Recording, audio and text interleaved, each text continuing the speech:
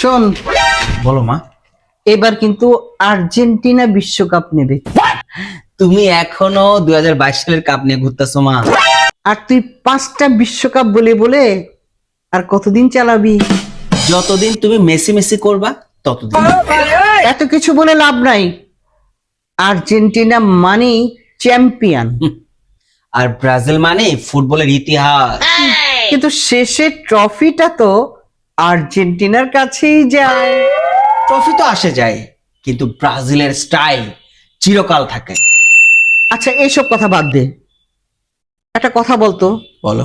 Neymar অবসর নিলে তোরা কি করবি বলতো? তার আগে তুমি বলো, মেসি অবসর নিলে তুমি কি করবা?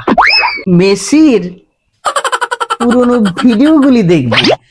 আর আমি কি করবো জানো? ব্রাজিল যে 5বার বিশ্বকাপ নিল না, সেই হাইলাইটস গুলো দেখবো। মা, ঝগড়াঝাটি বাদ দাও, খেলা শুরু হয়ে গেছে, চলো খেলা দেখি।